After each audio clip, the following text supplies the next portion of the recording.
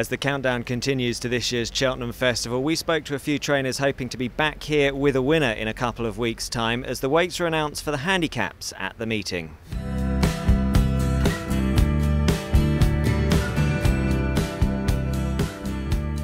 Well, John Joe, just running through a few of your key contenders for this year's Cheltenham Festival. Holywell, must have been great to see him get back to winning ways at Kelso last time. Yeah, it was good to see him do it the way he did, and the ground was soft enough for him on the day, but he seemed to give AP a good old feel, and you know, once he gets the blinkers on him in the spring, he seems to come alive, so hopefully he's improved from that, and if the ground dries up he'll come here with a good old chance, hopefully. Certainly in the last couple of seasons his form has massively improved at the springtime. Have you seen that kind of improvement in his work at home this year as well? Yeah, he always does. He's in good form with himself. He's happy out, you know, and he never shows you a whole lot at home. You know, he just he shows you how well he is. You know, his well-being really. You know, he loves going on to the gallops and gives a few shapes really. You know, so that's how you tell he's well really. Work-wise, he never really works that well. You know, he just does enough, but. He's in good shape, and if it dries up a bit, he'll come here with his chance, yeah. And how would he compare with Synchronised?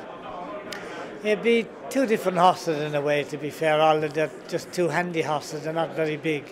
And I think probably more reason why he needs good ground. You know, he jumps better off a good ground and at a speed. So they both stay very well, and that's their probably greatest asset. So you've got to stay to win the Gold Cup, so he's in good form.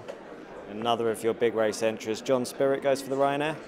Yeah, he's in good form with himself, John is. He definitely goes to the Ryanair, yeah. What about Takin Desoy? Would he join him in that race? He may do. Haven't spoke to the owners yet, but he's also in the handicap, and we'll decide near the time, obviously. But they both seem to be in good shape, so that's the main thing. Well, the handicap weights announced today. Any in those handicap races you're particularly excited about running here at the festival?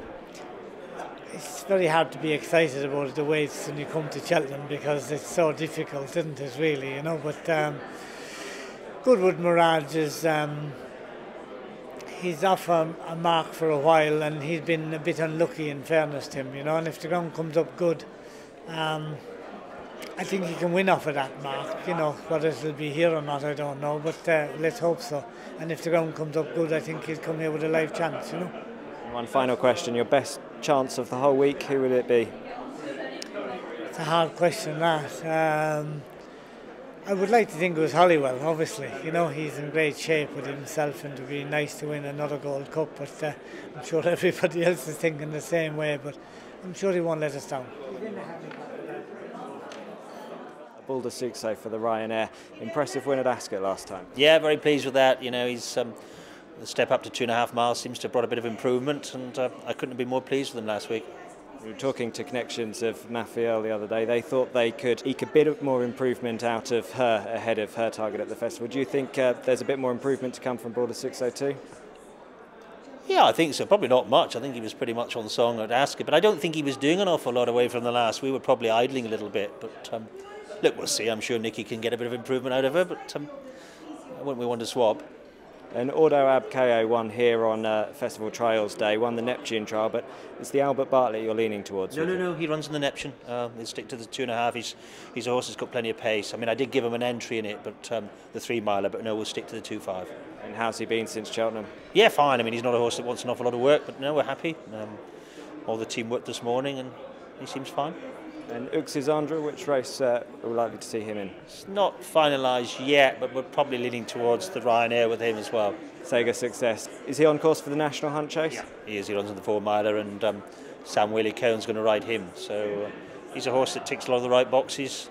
Won well at Warwick, and we've deliberately left him fresh. You know, he likes a bit of time between his races. So yeah, he could run well. And Smad Place, a lively outsider for the Gold Cup. Yeah, it could be. We know we've got to improve quite a bit, but he was a good horse here in the World Hurdle. He's been placed the last 2 years, and if the ground dried up, I think that would be in his favour as well. So yeah, we'll give it a go. It's an open race. Who do you see as the ones to beat? Well, I think Sylvain Conte is the standout horse, and the rest of them would be probably quite evenly matched. But in his King George form, he's a class act, and he's the one we've all got to aim at. Well, the weights have just been announced for the handicaps at the meeting. Any you're particularly excited about running? Well, Ned Stark, we're looking forward to him on the first day in the 3 mile handicap, the Ultima. Progressive young horse, won 3 out of 4 of fences, and won a graded race at Wetherby last time. So he could run very well, and one that I wasn't sure would get in till I got here, the Tourade Man and the Pretemps. But having studied the race now, he looks almost certain to get a run. So he could be staying on, and he'd be one of the ones at a slightly bigger price as well. So. And final question, your best chance of the week? Oh, I don't know. I think that's unfair. We'll just have to run a few and see what happens. Well, Harry, exciting times in the run-up to the Cheltenham Festival, and Rock on Ruby going for the World Hurdle. How is he ahead of his big race? Yeah, he's in good order with himself. We took him away for a gallop yesterday and very pleased with how he went. Obviously we've got 2 weeks to go still, so there's a few finishing touches to put on him, but he's pretty much where we want him, and hopefully we'll get him there in the form he is at the moment. Distance-wise, he's going into uncharted territory. How confident can you be that he'll see out the trip?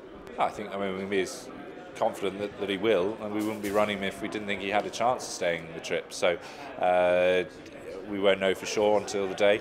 But if he does, he's got to have a huge chance. And if he doesn't quite stay, we haven't lost anything in trying, and we'll drop him back in trip. And who do you see as the one to beat? I think obviously more of that, sadly for his connections, isn't going to make it this year. But Safar Daru on the Cleve, Zarkanda's got good form on the table this year. That's obviously the two ahead of us in the betting at the moment. But as with any of the races that were at Cheltenham, the favourites don't always win, so you've got to be wary of everything, and any horse that turns up on the day is a threat and a danger. So come World Hurdle Day, come the race, we'll ride him to suit him and give him his best possible chance, and obviously we'll know the final field by then and how we think the race is going to pan out. And Jolly Allen, we've been seeing him running very well on winter ground all through the winter months. Better ground, do you think that's going to see an improved performance from him? Well, that's what we feel, that he's been crying out for better ground. So his form's been very solid on the winter ground, testing ground. He lost his unbeaten record over hurdles to Gala Victoire at Sandown at the end of January in very testing conditions, but I don't think lost anything in defeat that day. So hopefully come the opening day of the festival with a bit of spring weather about and the ground having dried out, that'll bring about further improvement. And is it very much the Supreme, the plan? As things stand, yeah, that's what he's on target for. So looking forward, he's another one we're obviously looking forward to running. And a couple of exciting handicappers, Activial and Jolly's cracked it. Yeah, Activial's been consistent all season, and that's the trouble with you being consistent. You rise up in the weights despite winning, but he's gone up for finishing third in 2 very competitive handicap hurdles. He's going to be stepping up in trip, all being well for the Coral, which we hope will bring him out further improvement. And any others you're running at the festival you think could have a pretty good chance? We've got Thomas Brown to hopefully run in the Albert Bartlett. He might be joined by Fletcher's Flower if the ground's soft enough. And they're two good novices who got solid form over 3 miles this season. Well, Thomas will be stepping up to 3 miles for the first time, but he's got 3 mile winning point-to-point form, and we feel that will bring about improvement in him again. And if I had to ask you your best chance of the week, who would it be?